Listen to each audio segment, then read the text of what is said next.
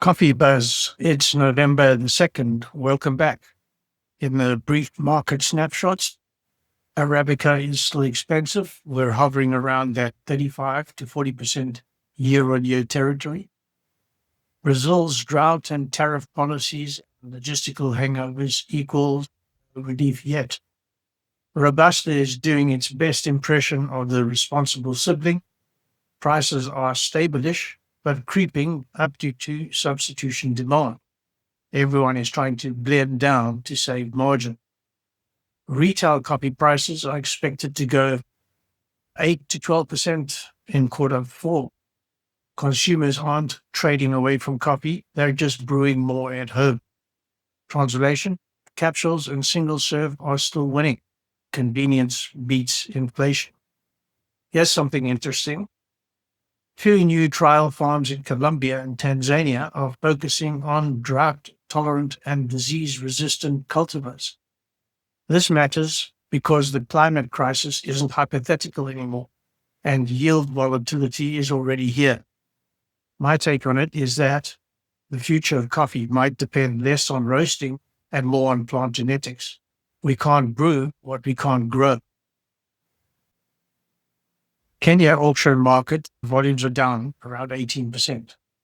Farmers are uprooting coffee trees for macadamia and avocado because these crops pay faster and require less stress and bureaucracy.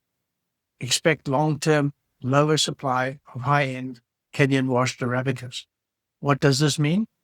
Kenyan AA just became even more of a luxury. Brazil's internal consumption hit record levels.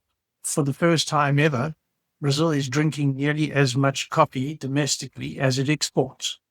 They're becoming like Japan with whiskey, consuming their own best product. What's the impact? More price pressure on specialty buyers globally, shorter export flows, and more competition for the good lots. And in Colombia, there's a bit of a harvest rebound. Rain patterns have normalized for once. Quality is up. Volume is stable. This doesn't reverse global pricing, but it will stop the bleeding. Good news for once. Enjoy it. In the single-serve capsule sector news, recyclable aluminium pods are winning the PR battle. More grocery chains in Europe are switching away from plastic Nespresso compatibles to aluminium or fiber-based. Consumer sentiment moved hard.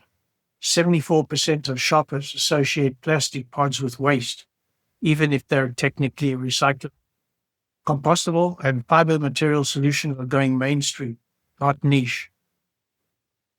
And home espresso machine sales are still climbing. Even with inflation, home machine sales rose 9% year to date. Why? Cafes got more expensive, and people want barista-ish outcomes at home, especially with good capsules. This is literally the single-serve demand engine. The EU packaging regulation countdown. The PPWR, Packaging and Packaging Waste Regulation Implementation window, is tightening. Manufacturers are finally panicking about compostability standards, material traceability, and end-of-life responsibility. Sustainability is no longer a marketing story. It's compliance. And if you don't meet the standard, you're out. So the closing line for today: coffee is getting pricier. Climate risk is accelerating, and the battle for at-home cup is heating up.